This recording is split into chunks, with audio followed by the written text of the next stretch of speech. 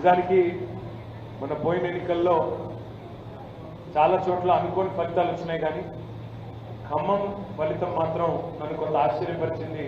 కొంత నిజంగా కూడా కొంతకాలం ఇబ్బందిగా అనిపించింది. ఎందుకంటే ఇంత పని చేసిన తర్వాత ఒకనాడు 2014 ముందు ఖమ్మం ఎట్లా ఉండేది, తర్వాత ఖమ్మం ఎట్లా అయింది అని ఆలోచిస్తే నిజంగా కూడా అసాధారణమైన మార్పులు మనమే మన కళ్ళతోనే చూసినాం. అంత చూసిన తర్వాత సరే ఓడిపోతే ఓడిపోయాం కావచ్చు, కానీ జరుగుతాయి, ఓటములు జరుగుతుంటాయి సహజంగా. అప్పుడప్పుడు ఎన్నికల్లో గెలుపు ఓటములు తప్పు, కానీ ఆ మార్జిన్ ఏదైతే ఉందో నిజంగా కూడా చాలా ఆశ్చర్యపరిచింది. ఎందుకంటే నా కళ్ళతో నేనే చూసినాను. అజయ్ గారు సైకిల్ వేసుకుని ఇల్లు తిరుగుతూ కళ్యాణ లక్ష్మి చెక్కులు పంచుతూ అట్లాగే సందర్భం వస్తే ఒక మంత్రిగా ఉన్నప్పటికీ మోరీల్లోకి తానే దిగి ఆఖరికి డీసిల్టింగ్లో అంటే చెత్త తీసేదానిలో కూడా అంత చొరవగా పనిచేసిన ఒక ఉత్సాహవంతుడైన నాయకుడు, ఆయన ఖచ్చితంగా మళ్ళీ గెలుస్తాడు అనే విశ్వాసం నాకుంది. కారణాలు ఏమైనప్పటికీ మనకు ఫలితం అనుకూలంగా రాలేదు.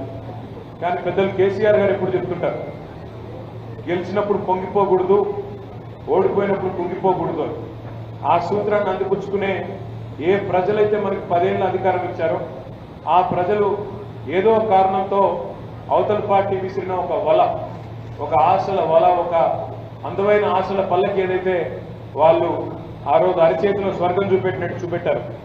కేసీఆర్ గారు ₹1,00,000 ఇస్తే మేము దాని మీదికెళ్ళి ఒత్తులో బంగారం ఇస్తాము, కేసీఆర్ 10,000 ఇస్తే మేము 15,000 ఇస్తాము, కేసీఆర్ గారు 2,000 ఇస్తే మేము 4,000 ఇస్తాము, కేసీఆర్ గారు ఇంట్లో ఒక ముసలమ్మకో ముసలయ్యకో ఇస్తే మేము ఇద్దరికి ఇస్తాము, ఒకవేళ తల్లిదండ్రులు ప్రభుత్వ ఉద్యోగులైనా వాళ్ళకు కూడా ఇస్తాము అంటూ ఏదైతే ఒక అరిచేతిలో స్వర్గం చూపెట్టినారో దాన్ని ప్రజలు కొంత నమ్మినట్టుగా ఉన్నారు.